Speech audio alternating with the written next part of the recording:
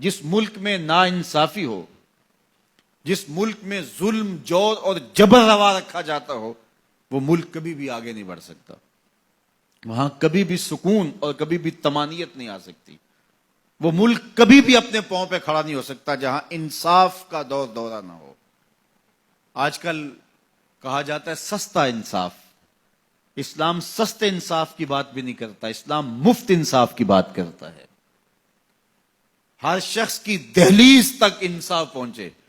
اور اسلام نے انصاف کے تقاضوں کو اس انداز سے پورا کیا کہ میرے اور آپ کے آقا و مولا کے دور ہمایوں میں بنو اسود کی ایک خاتون چوری کر لیتی ہے اور اس کے ہاتھ کٹنے کا حکم ہوتا ہے، تو حضرت اسامہ بن زید رضی اللہ تعالی عنہ کے ذریعے سے حضور سے سفارش کی جاتی ہے کہ یہ قبیلہ نیا نیا اسلام لایا ہے، ان کی خاتون کا ہاتھ کٹ گیا تو کہیں یہ اسلام سے ہٹ نہ جائیں، تو کوئی نرمی برت لی جائے.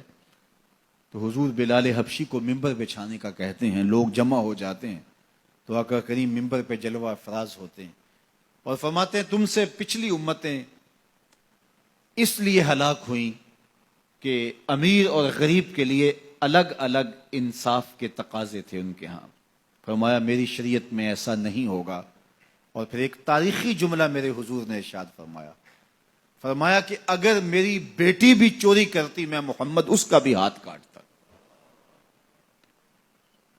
جب کسی بھی ملک کے اندر، کسی بھی ریاست کے اندر دو طرح کی عدالتیں ہوں، غریبوں کے لیے الگ نظم ہو، امراء کے لیے الگ قانون ہو، تو پھر کبھی بھی اللہ کی رحمتیں ان قوموں پہ نازل نہیں ہوتی.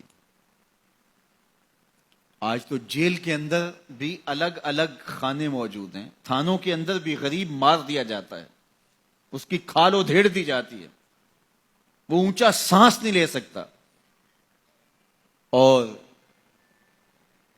با اثر لوگ تھانوں میں بھی دامادوں کی طرح رہتے ہیں اور وہاں بھی انہیں مہمانوں کی طرح رکھا جاتا ہے. اور عدالتوں میں جو ہوتا ہے وہ کسی زمانے میں کہتے تھے کہ وکیل کر لو، اب کہتے ہیں جج کر لو. انصاف کا جس طرح دن دہاڑے خون ہوتا ہے اور عدالتوں اور کچہریوں کے اندر جو عدل و انصاف کا قتل عام ہوتا ہے وہ کس سے مخفی ہے؟ اپنی آنکھوں پہ پٹی باندھ کر کے اور خاموشی اختیار کرنے سے کوئی فرق نہیں پڑتا. آج ہمارا عدالتی نظم انصاف نہیں دے رہا. اگر ہم چاہتے ہیں کہ یہ ملک آگے بڑھے اور مستحکم ہو تو نظام عدل کو درست کرنا پڑے گا. عدالت کے اندر خلیفہ وقت بھی کھڑا ہوتا تھا اور ایک ذمی بھی کھڑا ہوتا تھا اور اس ذمی کو پتہ ہوتا تھا کہ میرے ساتھ ناانصافی نہیں ہوگی، تو معاشرہ پرسکون ہوتا تھا.